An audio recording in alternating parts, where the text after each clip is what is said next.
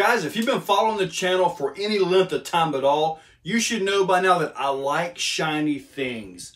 I absolutely do. Chrome is awesome. So the SCX10iii is about to get some Vitavon beauty. Look at this. CNC housing, brass diff cover, brass outers, brass knuckles. Awesome. The workmanship is amazing. It's got really sharp turning, so you got all of that. Absolutely awesome. I got this matched up with the rear axle. The rear axle has the aluminum diff cover because, you know, you want that front bias to get over stuff, but you still have these back here to kind of keep that back end under control when dropping down. Most of the time when you climb something, you got to drive down. You know, what goes up must go down. So I've got these to go into the 10.3, and to top it all off, I've got the Vitavon Panhard mount at the chassis. So yeah, let's get this thing going.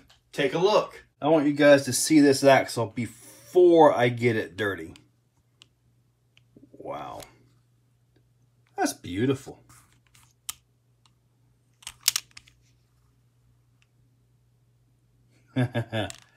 That thing is gorgeous. Holy cow. The back one, check that out. Wow. And one of the beautiful things about having a metal axle housing is it holds the pinion gear and ring gear in place. There's no flex. Just like this mount right here is going to take away the flex and possible breakage of the stock piece that's in the truck right now. Wow. It's time to get to work. First up is going to be the front axle and the track bar mount right there. If you currently have this truck, then you probably put it together. So if you put it together, then you know what I've got to do to make everything go. The bottom left corner of the screen is where I start driving. Once I do the front, I'm just simply going to go right into the back because that's actually simpler. So anyway, guys, if you want to see the install, keep watching. If you want to see the drive, skip on forward. We have to completely remove the front axle housing. Take off the link mounts, steering right here and here, and the steering from the servo, and the Panhard bar. In the middle with all the axle off, that's when we'll actually get to the Panhard mount, or track bar mount. With the stock axle out of the way, it was just simply taking some bolts off, no big deal. That one's still halfway in there. So all we got to do now is take this bracket off right here and put the new one on.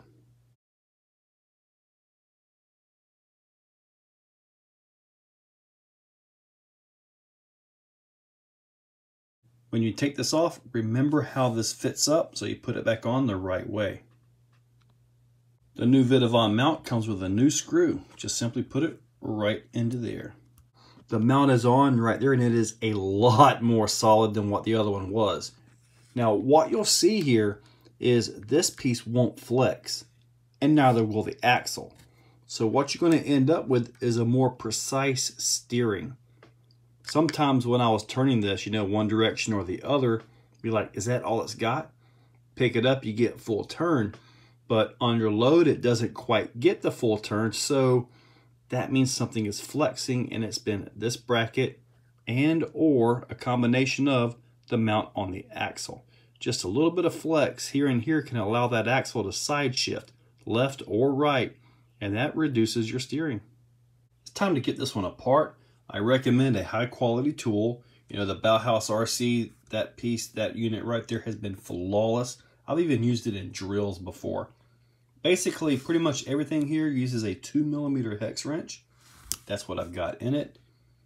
Just set yourself up a table, nice and clean, and just take everything apart, because you got to put it all right back together in the proper order. The stock axle is apart. Now it's time to get this one apart and put all that stuff in it. Getting this axle apart, this right here uses these top hat style bushings and bolts versus the shoulder bolts right here. So yeah, just make sure you don't lose those and you'll be good to go. Time to reassemble. The box stock complete front axle housing, minus the nuts, comes in at 232 grams, 8.2 ounces. The stock empty housing weighs in at 29 grams, 1 ounce. The stock Vitavon housing, 62 grams, 2.2 ounces. The Vitavon diff cover comes in at 32 grams, 1.1 ounce. The completed Vitavon portal outers come in at 344 grams, 12.1 ounces. Guys, this axle went together perfectly. Watch this. Zero friction on the steering knuckles. And they're not loose. That's awesome. Now it's time to flip this over and install this. It already looks good. The complete front axle, minus nuts, weighs in at 525 grams, 18.5 ounces. That's over a pound. 1 pound, 2.5 ounces. That's some weight. And it's all up front and down low. With just the new front end, let's see. Oh man. Definitely got some front end bias now. Taking the rear end off is pretty simple. You got that top bolt right there that goes through both end links, or link ends. And here you have a 2mm that goes into the drive shaft. You got to take that off and take these bolts out right here. I am running the Reef's rear sway bar with the mount from Spare Time Hobbies. That should not be an issue at all with the new Vitavon axle. Taking the rear end apart is way simpler than the front. You got your 4 bolts right there that hold the cover on. 4 bolts over here that hold these covers on. Take the wheel hexes off with a 1.5mm hex wrench. These other screws are just a 2mm hex wrench. Super simple. The stock rear axle housing, without the nuts, 157 grams, 5.5 ounces. The rear axle housing with the bolts and the diff cover, 91 grams, 3.2 ounces. The new Vitavon rear axle assembly, complete without nuts, 361 grams, 12.7 ounces. That also picked up a lot of weight. Let's check that balance now. It still has a pretty good front bias to it. Now this thing has a good front bias to it fresh out of the factory. So let's add that battery back there.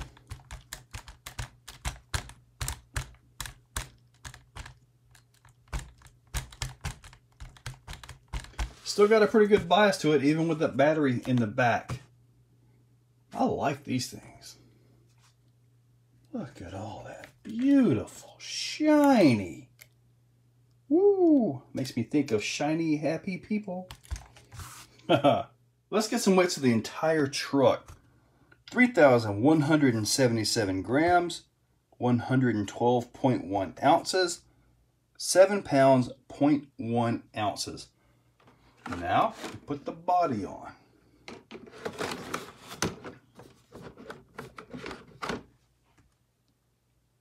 £8 pounds, 1.1 ounces, 3,659 grams. Let's throw the battery on there. 3,859 grams, 136.1 ounces, 8 pounds, 8.1 ounces. I wish I would have got a weight before all this. Anyway, that's what it's at right now. It's time to go hit some obstacles. If you've been watching this build, you know, video here, a video there, then you're probably familiar with these obstacles, so we'll see how it does on them. We're going straight for this one. This Jeep has never made it up this. It's always been real light up front. It does look a little bit more solid.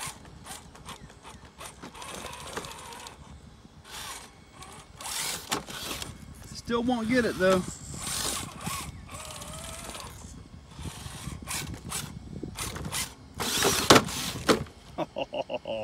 I had to try one too many times.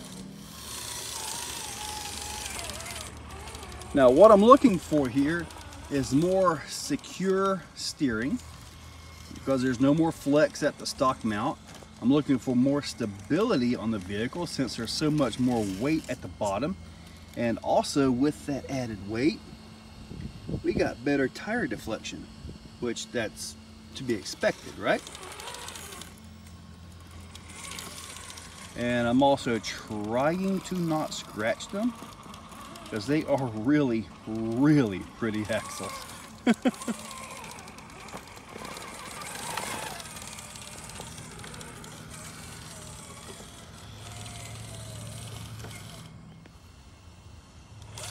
Go ahead and give this thing a little drive. Just trying to watch and see if it's planted better. See how it takes the side hills. Back end is flexing out really nice with the re-sway bar back there. Looking at the front tire, articulating, the back tire is flexing. Speaking of flexing, I saw something else flexing, but he's already gone. He was flexing that big old neck of his, one of them lizards. You know, I do want to say, this is one of the quietest trucks that I have that I can drive until it's under load. When it's under load, it just, well, you know, it becomes the clicker.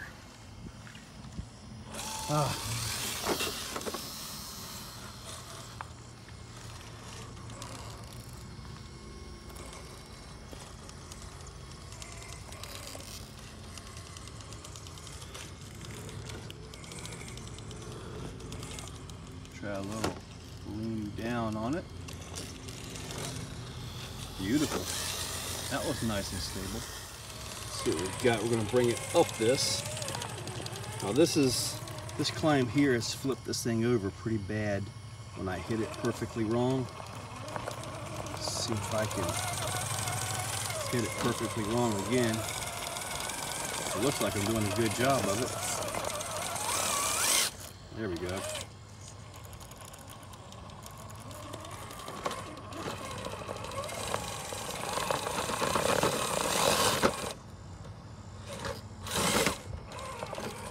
There we go. There are two more things I want to try. The woods course, and then I want to go over to the slide.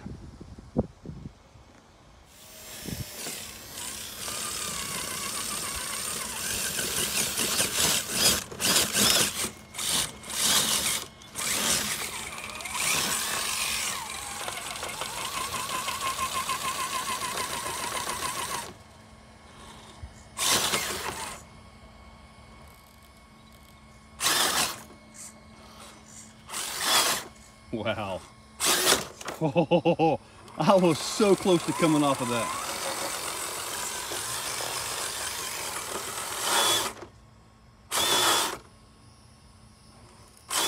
There we go.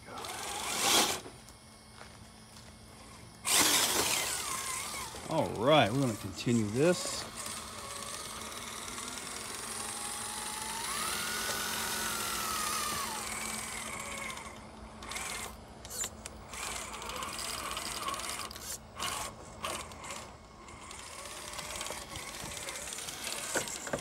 Ooh. Ooh. Ooh. Close one. Tires are conforming really good. Could be from that extra weight.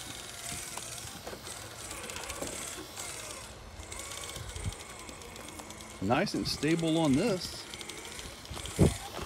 Doesn't seem like it wants to try to go over any. Oh, it got hung up on them sliders down there.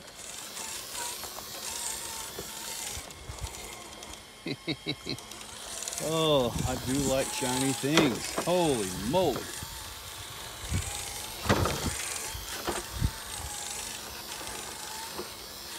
Now we're on to this. This obstacle right here can eat your lunch if you don't get it right. Looks like I got it right.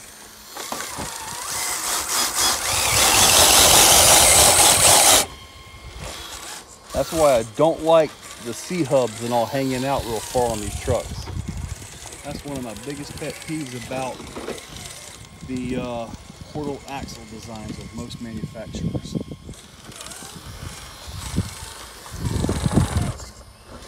And that was it again. There isn't really much you can do about this other than maybe, I don't know, go to Capra axles, try to figure out how to get CMS on them, and then use the Team Garage Hack wheels, because those kind of cover up a lot of the C-hub. Stay on this just right. Now we got to get into this.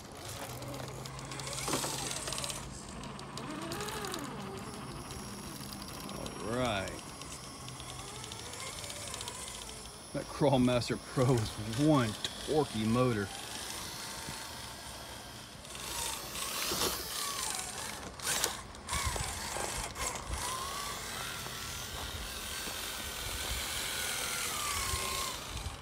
Ah, there's a tree. I don't know if I've ever shot from this angle before. It looks scarier from this side.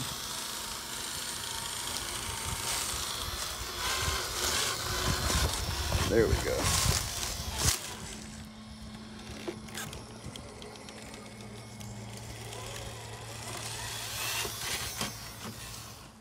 We're going to try the slide out.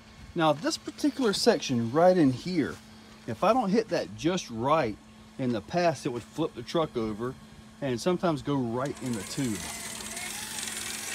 Let me see. Okay, that was a piece of cake. Let me see if I can hit it the wrong way.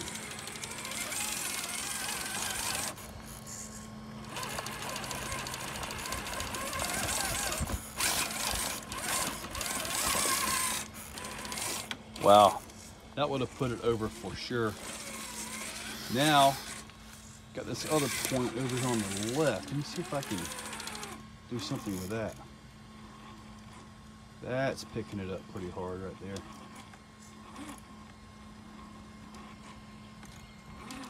Yeah, that's pretty steep right there for it.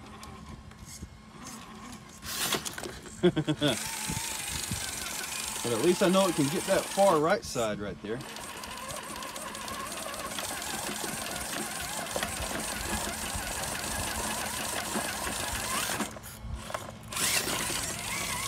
All right, we'll go with that. And let's try this spot right up here. That was it. So guys, what do you think?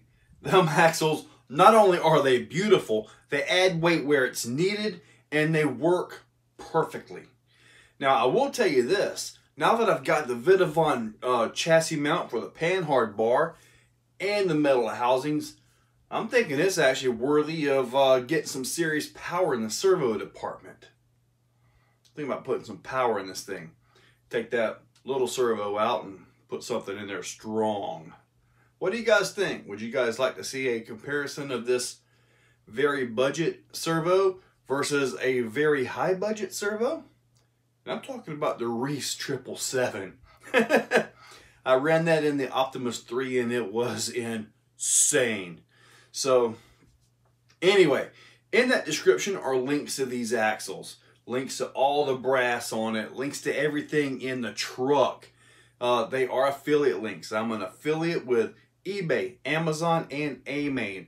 There are links in there for all three of those places. Now, if you go to those and you put stuff in your cart, think about a video, come back, click that link. If you use a link to go to the website and check out with anything in your cart, it counts. And you know that commission, every little bit helps. It all adds up and it helps me stay current with the RC world. Guys, hopefully you liked the video and thank you all for watching. If you guys like what you see, make sure you're subscribed. Hit that subscribe button and ring the bell. If you really like what you see, consider clicking on that join button down below. With that, you can actually become a channel member. Members get early viewing of many of the videos and, you know, a little bit more personalized. Guys, thank you all for watching.